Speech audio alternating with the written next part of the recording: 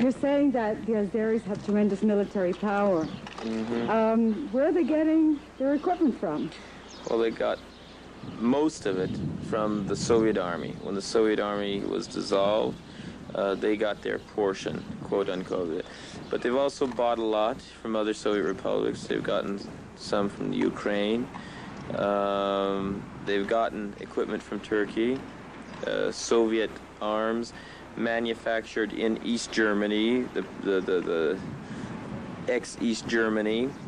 An awful lot of those arms were sent to Turkey, and Turkey sent those arms to Azerbaijan. We've captured East German-made Kalashnikovs, things like that. Yeah, mostly like that. They buy arms. They've gotten their arms from the ex-Soviet army, and one portion has been sent from Turkey. And you? Most of our arms, all these tanks we've got, both light and heavy tanks, our artillery, almost all of it has been captured from Azerbaijan. I'm the commander of Marduni. In the region of Marduni, we, since from June 28th until now, we have either completely destroyed or captured 55 heavy tanks, T-72 tanks, 24 light tanks, these BMPs, and 15 other lighter armored vehicles, armored personnel carriers, things like that, as well as 25 pieces of artillery, of heavy artillery, not including light mortars and junk like that and other arms. The bulk of what we have, of what we fight with, has been captured from Azerbaijan. Just in the last fighting here in Mardegert, they've captured about 20 heavy tanks. T-72s, most of them, 2 T-64s, 1 T-54. Captured an awful lot of equipment. In other words, most of what we have comes from Azerbaijan itself. It's been rough, huh? Huh? It's been rough. It's been very rough. Very, very rough. It's a long fight. It's a long fight, and I don't know. It's amazing that Azerbaijan is still fighting this war. Like I said, an awful lot of Aussies realize that it's not their country. Then there are other people, you know, the other national minorities in Azerbaijan that are being totally exploited in this war. The Kurds were used against us in Lachin, and you know, that had absolutely nothing to do with their own interests. The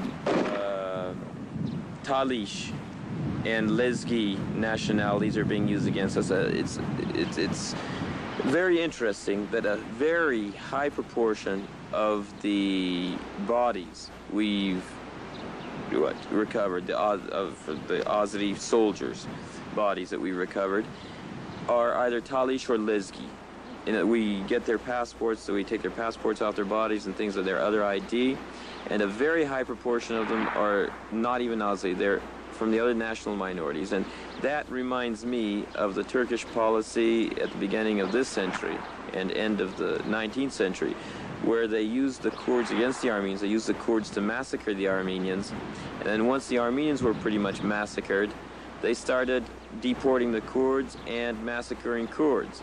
In other words, they're setting non-Azeri national minorities against us in this war, knowing that the more of those youth that are killed, the better for the, chauvinist Azeri authorities. In other words, to get rid of those national minorities.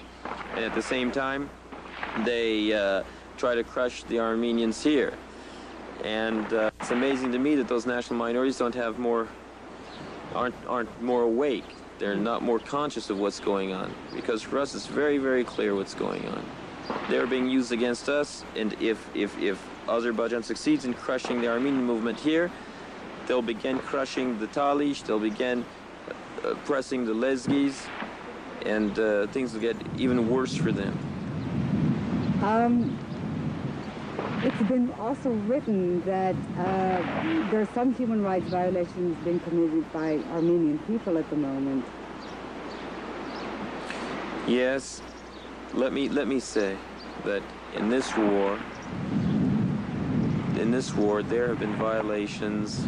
The biggest violation is by Azerbaijan against our whole people. That's the biggest and most outrageous violation, that they're killing our people, burning our villages in an effort to retain control of part of the Armenian homeland, something that has absolutely nothing to do with their own country.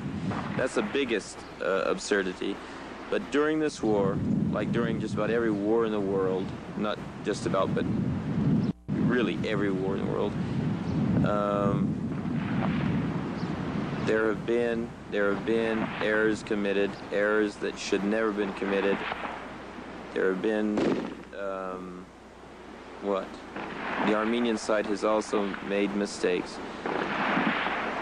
But let me say that those mistakes, there's absolutely no way of comparing the violations committed by Armenians with the violations committed by Azerbaijan. Absolutely no way. In no way whatsoever can you compare the two.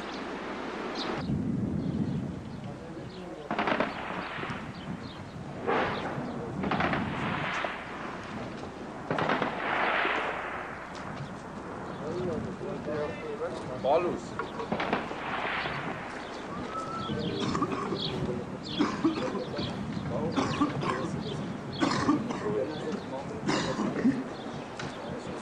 Was denn alle? Kaffee ist Sahne.